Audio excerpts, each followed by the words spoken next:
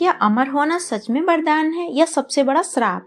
हर इंसान अमर होना चाहता है, पर क्या उसने कभी सोचा है अमरता कैसी होगी, बिना यौवन के, बिना अपनों के, बिना प्रेम के? आज सुनिए अमरता का एक कड़वा सच।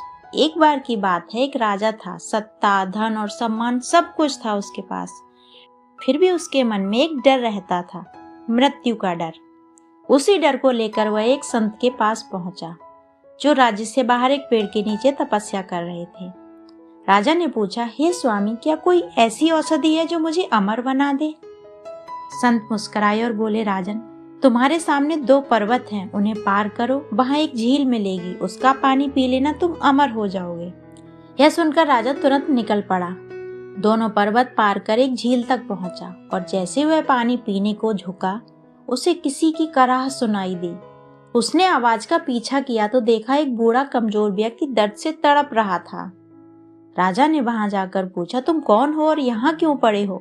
वह बोला, मैंने इसी झील का पानी पिया था और अमर हो गया। जब मैं 100 साल का हुआ तो मेरे बेटे ने मुझे घर से निकाल दिया। 50 साल से यहाँ पड़ा हूँ, बिना देखभाल के, कोई नहीं है पूछने वाला। मेरा बेटा मर चुका है, मेरे पोते भी बूढ़े हो चुके हैं। मैंने खाना पीना छोड़ दिया है, फिर भी नहीं मर पा रहा। यह सुनकर राजा सन्न रह गया। उसने सोचा, बुढ़ापे के साथ अमरता का क्या अर्थ? अगर जवान रहे तो अमरता का कुछ फायदा भी होगा, अगर अमरता मिले तो यौवन भी साथ में मिलना चाहिए। राजा लौटकर फिर उस संत के पास गया। बोला, स्वामी, मुझे अमरता के साथ साथ यौवन भी चाहिए। संत बोले, झील के आगे एक और पर्वत है, उसे पार करोगे तो एक पेड़ मिलेगा जिस पर पीले फल लगे होंगे, उनमें से एक फल खा लेना। राजा आगे बढ़ा, दूसरा पर्वत पार किया, पीले फलों से लदा पेड़ देखा। जैसे ही उसने फल तोड़ने को हाथ बढ़ाया, तेज झगड़े की आवाज आई। वो सोचने लगा, इस सुनसान जगह में झगड़ा?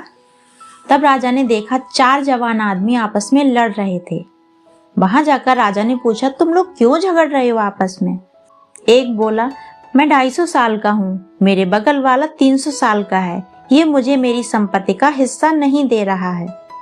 तो दूसरे ने कहा कि मेरा पिता है और वो 350 साल का है, जब उसने मुझे कुछ नहीं दिया तो मैं अपने बेटे को क्या दूं?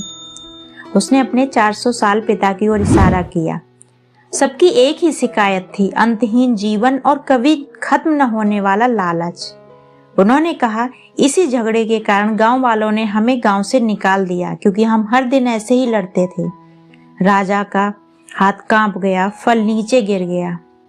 वह बिना कुछ बोले सीधे संत के पास लौट आया और हाथ जोड़कर विनम्रता से बोला, स्वामी, आज आपने मुझे मृत्यु का मूल्य समझा दिया। संत शांत स्वर में बोले, राजन, मृत्यु के कारण ही जीवन में प्रेम है, मृत्यु के कारण ही रिश्ते की कद्र है और मृत्यु के कारण ही समय की कीमत भी है। मृत्यु से डरने की बजाय हर पल को पूरी खुशी से जियो, खुद को बदलो, दुनिया बदल जाएगी। परोपकार करो, जरूरतमंदों की मदद करो, अपने शत्रु के लिए भी कभी बुरा मत सोचो। ऐसे कर्म करो कि लोग तुम्हें सदियों तक याद रखें, और यही सच्ची अमरता होगी। यह सुनकर राजा को सब कुछ समझ आ गया था। राजा ऋषि के आगे नतमस्तक हुआ और समझदार बनकर अपने राज्य लौट गया और खुशी खुशी अपने राज्य को संभालने लगा।